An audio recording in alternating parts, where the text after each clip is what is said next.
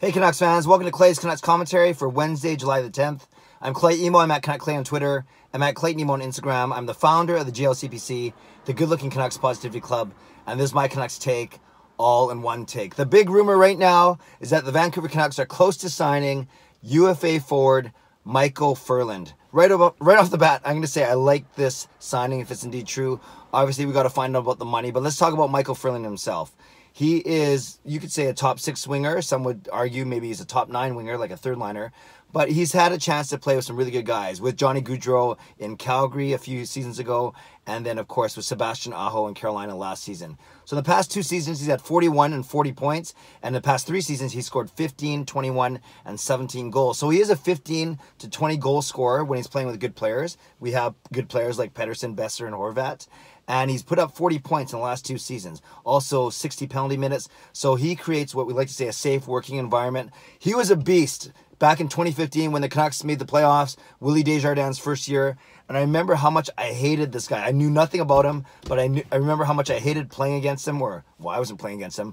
He made it life very difficult for the Vancouver Canucks, especially Kevin Bieksa and others. So back then, 4 seasons ago, I really thought that he was a good player, and he was just coming in the league, right? He only played 5 games in the regular season for Calgary, and then was a difference maker for them in the playoffs, at least in that series.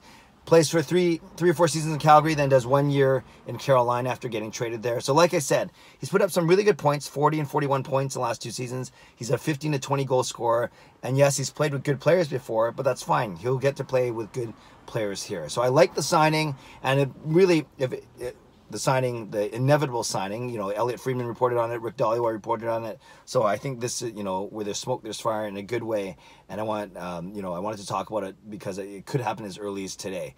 So Ferland adds, complements, basically beefs up, strengthens, finalizes our top 6.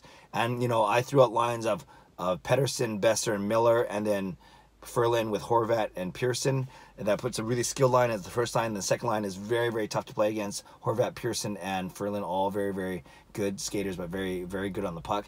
Then others said, no, put Ferland with Besser and Pettersson, and he can protect them a little bit. And then you can put Miller with Horvat and Pearson. You don't lose much there between Horvat and Ferland, in fact.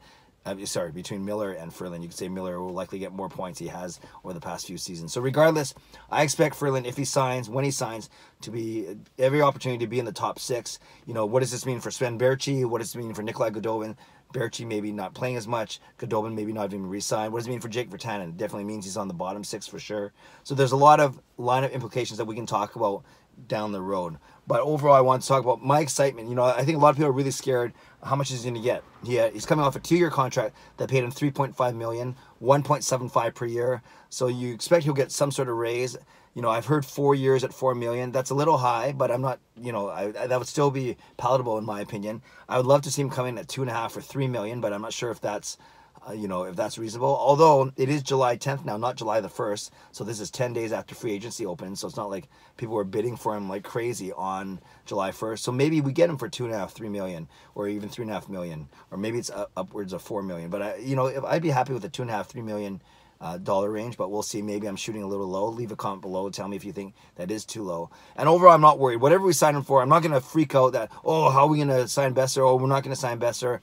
I'm not worried about all that. The Benning is showing that maybe he's trying to be a little more creative. I don't know. Maybe he's taking his time. He's still got 3 months to figure this out, right? You only have to be under the cap for day 1 of the season. But it's anything between Eriksson and Sutter and trades and demotions, buyouts, minors. There's a lot of things that can still happen. So, yes, although we see the salary room shrinking for us, I still think that, and I'm confident that Benning has a plan up his sleeve, even if we all don't know that plan so far. But we can talk about Besser. We can talk about other forwards later. Today, I just want to talk about Micheal Ferland, the inevitable, I can't even say the word, his inevitable signing with the Canucks. You can tell I'm so excited. And I like the signing if it's indeed true. We'll wait to hear about the money itself. But I do like the signing, and I do think that he can add a lot to our lineup. And now, you look at our lineup compared to last season, if it's true, you got Ferland, Miller, Myers, Ben, all new players that weren't with their team last year.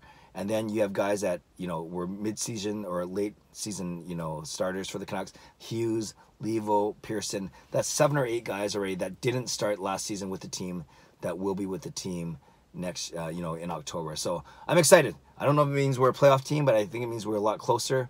So we can continue to talk about that over the next 3 months as well. So bottom line, Micheal Ferland, waiting to hear on the final contract terms, but I like this potential signing, inevitable signing for the Vancouver Canucks. Canucks fans, leave a comment below. I'd love to hear what you think. I'll read, react, and reply as always. Tell me what you think of the signing. What's your best guess on terms, and what do you think he can bring to the Vancouver Canucks? And do you think it's a good signing? Maybe you're not as bullish on it as I am. Leave a comment below. I'll read, react, and reply. Subscribe if you like to. Like this video if you like to. Enjoy the day. God bless, and go Canucks go.